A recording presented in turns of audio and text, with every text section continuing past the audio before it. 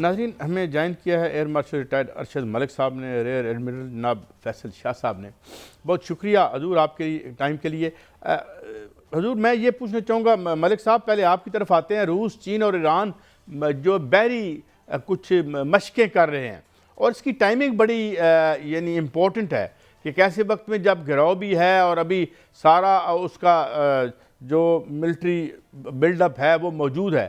تو اسے کیا سمجھیں، یہ کوئی میسج ہے یا is there any military alliance is in the offing? How do you look at it Malik صاحب؟ بسم اللہ الرحمن الرحیم. سب thank you very much for having me on your programme. دیکھیں، آج کے دور میں جو جنگیں ہیں وہ نفسیاتی جنگ لڑی جاتی ہے، سیاسی محاذ پہ جنگ لڑی جاتی ہے اور تجارتی محاذوں پہ جنگ لڑی جاتی ہے، اور ایک میسیجنگ کی جاتی ہے جس میں آپ یہ میسج کرتے ہیں کہ آپ لوگ جنگ کے لیے یا تو تیار ہیں یا آپ الائنسز بنا رہے ہیں، یا آپ کو جب کوئی ایسا خدا نخواستہ موقع آئے گا تو آپ کو اپنے دوستوں سے اور اپنے ساتھیوں سے سپورٹ ملے گی. سو ان ایکسرسائزز کا مقصد صرف اور صرف جیسچر کرنا ہوتا ہے. آپ نے اپنے ٹلٹ شو کرنے ہوتے ہیں. تو آپ کی بات بجا ہے کہ ایک تو یہ صرف یہ انڈیکیشن کر رہا ہے کہ ہم ایک الائنس کی طرف بڑھیں، اور دوسرا یہ بھی کر رہے ہیں کہ خدا نخواستہ اگر آپ لوگ آئیں گے تو ہم اس محاذ میں اکیلے نہیں ہیں. تو ان جنگی مقصد کا موسٹلی مقصد یہی ہوتا ہے. جی فیصل شاہ صاحب، یور ٹیک آن اٹ. آپ اسے کیسے دیکھتے ہیں کہ کیا کوئی کنکریٹ آپس میں ان کا کوئی معاہدہ بھی ہو سکتا ہے؟ کیونکہ اب جس طریقے سے یہ جسے آپ ڈائنوسار ڈپلومیسی ہے، ہر بندہ تو خوفزدہ ہے کیونکہ کوئی اس کا پریڈکٹیبلٹی تو ہے نہیں اس میں. تو ظاہر ہے لوگ الائنسز بنا رہے ہیں. تو کیا یہ ایسی صورتحال بھی ڈیولپ کر سکتی ہے کہ جب لوگ اپنے دفاع کے لیے اکٹھے ہونا شروع ہو جائیں؟ جناب فیصل شاہ صاحب. شکریہ مجھے پروگرام میں لینے کا. میں بالکل ارشد ملک صاحب کی بات سے اتفاق کرتا ہوں کہ ایک جسچرنگ ہوتی ہے، ایک میسیجنگ ہوتی ہے. آپ دنیا کو یہ بتاتے ہیں کہ بھئی ہمارے یہ دوست دنیا میں موجود ہیں جو ہمارے ساتھ اس قسم کی کارروائیوں میں حصہ لیتے ہیں. میں تھوڑا سا بات کو اور بھی آگے بڑھا دوں کہ یہ جنگی مشقیں جو ایران، روس اور چین کرنے جا رہے ہیں فروری کے وسط سے، یہ 2019 سے اس کا سلسلہ چل رہا ہے، اور اس دفعہ یہ اس کا 8واں باب ہے جو کہ 20 فروری سے شروع ہوگا. اچھا، ان کا اسکیجول پہلے سے تھا. یہ جو ٹینشن ڈیولپ ہوئی ہے اس کے وجہ سے نہیں یہ جنگیں پلان ہوئی، یہ ایکسرسائز پلان ہوئی ہے، بلکہ یہ اس سے پہلے ایکسرسائز پلان ہوئی ہے. تو وہ جنگی مشقیں یہ کریں گے وسط فروری کے وسط میں، اور ان کا پرائمری آبجیکٹو ہوتا ہے میری ٹائم سیکیورٹی. میری ٹائم سیکیورٹی میں بہت ساری ایسی چیزیں ہیں جن کا آپ نے مل جل کے سدباب کرنا ہوتا ہے. پانی پہ، سی پہ آپ کوئی بھی مرحلہ اکیلے نہیں طے کر سکتے. یعنی اس میں بہت سارے چیلنجز ہیں. آپ کو وہاں پہ پائریسی بھی ہے، وہاں پہ لیگل فشنگ بھی ہے، ایڈمرل صاحب اس وقت جو ماحول ہے، سوری میں آپ سے رہنمائی چاہوں گا، اس کے مزید جو ہے وہ آگے بات کو لے جاؤں گا.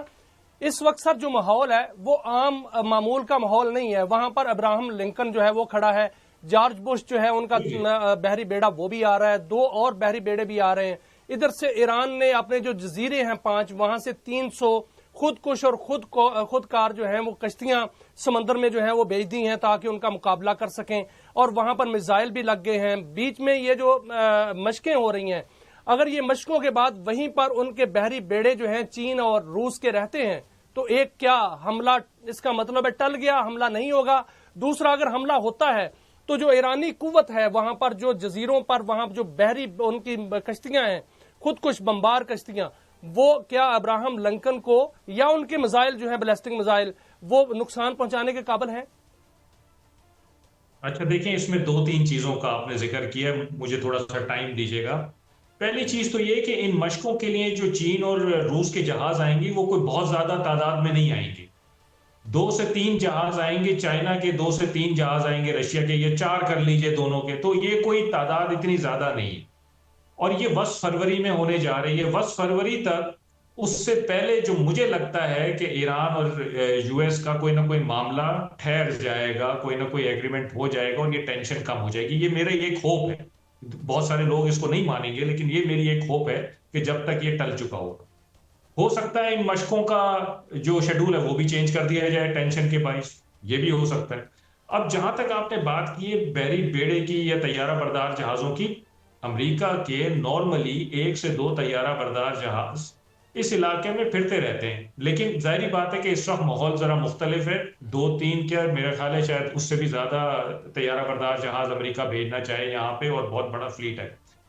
اچھا مسئلہ ملک کیا صاحب، ہے؟ مسئلہ میں آپ کی طرف آتا ہوں، یہ فرمائیے کہ ایک جی منٹ، ٹیکنیکل چیز ہے، جی بات کریں، یہ جو مکمل کریں۔ طیارہ بردار جہاز ہیں یہ بہت بڑے پلیٹ فارمز ہوتے ہیں، یہ گلف آف عمان یا اسٹریٹ آف ہرمز یا پرشین گلف میں ان کا جانا خطرناک ثابت ہو سکتا ہے، کیونکہ یہ بہت بڑے پلیٹ فارمز ہیں۔ اور یہ بات بھی سن لیجئے کہ امریکی جہاز کے کپتانوں کو سب سے زیادہ خوف IRGC کی ان بورڈ سے ہوتا ہے جن کا ذکر آپ نے کیا ہے، جو کہ آئی لینڈز پہ موجود ہوتی ہیں، جو بیسز پہ موجود ہیں۔ تو یہ بڑے جہاز ان پانیوں میں اندر نہیں جا سکیں گے، یہ باہر ہی کھڑے رہیں گے، لیکن یہاں سے یہ اپنی کیپیبلٹی کو ڈیمونسٹریٹ ضرور کر سکتے ہیں، یہاں سے میزائل بھی پھینک سکتے ہیں، یہاں سے ہوائی جہاز بھی اڑا سکتے ہیں۔ اندر جانے کے لیے ان کو وہ جو IRGC کی چھوٹی بوٹس ہیں ان کو ختم کرنا پڑے گا، جو کہ نہیں کر سکتے ہیں، وہ بہت زیادہ تعداد میں ہوتی ہیں۔ تو ایران بھی ایک بڑی اچھی پوزیشن میں موجود ہے، اور امریکہ بھی ظاہری بات ہے طاقت کے ساتھ آیا ہوا ہے، اور میرا اپنا یہ خیال ہے کہ دونوں کے درمیان بجائے اس کے کہ کوئی بڑی جھڑپ ہو، ان کے درمیان کوئی معاہدہ طے پا جائے۔ اچھا ملک صاحب، ابھی یہ چونکہ ایک خوف کا عالم ہمیں اس لیے رہتا ہے، خوف سے مراد یہ ہے کہ دوسرے معنوں میں کہہ رہا ہوں کہ اسرائیل کو تو چاہیے کہ کوئی نہ کوئی جنگ جاری رہے، جو نتان یاہو کی ویری ایگزسٹنس ہے وہ ڈیپینڈ کرتی ہے اس پہ، اس کی جو امیونٹی ہے وہ ختم ہوگی تو وہ تو ممکن ہے وہ مشتبہ جو ہے وہ شامل تفتیش ہونا پڑے اس کو، ویسے تو عالمی طور پر بھی وہ مطلوب ہے۔ اب یہ فرمائیے کہ یہ آج کل کہا جا رہا ہے کہ کچھ اسرائیلی جنرل جو ہیں وہ پینٹاگون میں ہیں، تو یہ کیا روٹین ہے، ایک وہاں آتے جاتے رہتے ہیں، آپس میں ان کا تعاون ہوتا ہے، یا it has to do something with the current situation? Malik صاحب جی تھینک یو۔ 2-3 باتیں یاد رکھیے۔ پہلے تو یہ یاد رکھیں کہ جو مکمل جنگ ہے وہ کسی کی پرائورٹی نہیں ہے، ہمیشہ محدود جنگ ہی پرائورٹی ہوتی ہے، اور آپ اثر ڈالتے ہیں۔ جو آپ کی یہ آبزرویشن ہے کہ اسرائیلی وہاں گئے ہوئے تو ایک روٹین کی بات ہے، لیکن اس بات کو آپ خارج العزم امکان نہیں کہہ سکتے۔ اسرائیل کی ہر صورت یہ کوشش ہے، خواہش ہے، پرائورٹی ہے کہ کسی طرح ایران کے ساتھ مکمل جنگ ہو جائے یا اس کا خدا نخواستہ خاتمہ ہو جائے۔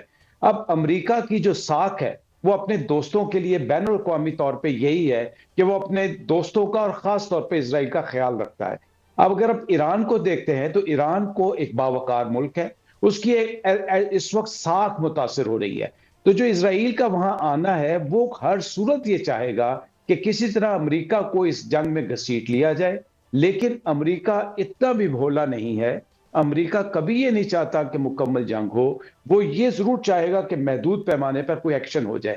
تو میری اپنی ذاتی رائے میں جو اسرائیل کی کوشش ہے وہ انشاءاللہ ناکام ہوتی نظر آ رہی ہے، اور اس کی بڑی وجہ یہ بھی ہے کہ ایران نے گھٹنے ٹیکنے کی کوئی انڈیکیشن نہیں دی، اور وہ باوقار انداز میں کھڑا رہا، اور جیسے فیصل بھائی نے بتایا کہ ان کی جو بورڈز ہے وہ ایک جیسچرنگ ہے، ایک ٹوکن پریزنس ہے، جس کی وجہ سے امریکہ محتاط رہے گا۔ مگر فیصل شاہ صاحب نے یہ بھی کہا کہ وہ those are lethal weapons too, جو کہ ایک سیریس ڈیمیج کر سکتے ہیں ملک صاحب ان کو، جو ان کے بحری بیڑے ہیں۔ لیکن وہ کرے گا نہیں، میں یہی کہہ رہا ہوں نا کہ جیسٹرنگ ہے، پاسچرنگ ہے۔ اب اسرائیل کی خواہش ہے کہ کسی طرح امریکہ کو اس جنگ میں دھکیل دیا جائے۔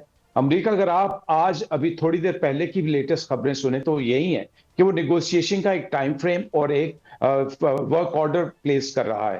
اب نیگوسیشنز اگر شروع ہونے کا اندیا آ جاتا ہے، so that means this is not in the offing کہ امیڈیٹ اٹیک ہوگا یا امیڈیٹ انگیجمنٹ ہوگی، لیکن ایران نے بھی اپنی تیاری کی ہوئی ہے، اور امریکہ کا جو بہت بڑا ابراہیم لنکن کی صورت میں بیڑا آیا جس میں 80 سے 90 جہاز صرف جہاز ہی ہیں، اور اگر آپ کروز میسائل کی ٹوماہاک کی بات کریں، آپ سب مرینز کی بات کریں، آپ ان کے ڈسٹرائرز کی بات کریں، تو یقیناً ایک بہت بڑا بحری بیڑا ہے جو کہ وہ ہمیشہ اپنی ایک ڈیٹرنس کو لے کے آتا ہے، اور اپنے اتحادیوں کو یہ بتاتا ہے کہ میں تمہارے مفادات کے لیے اور اپنی بین الاقوامی ساکھ کو مینٹین کرنے کے لیے علاقے میں موجود ہوں۔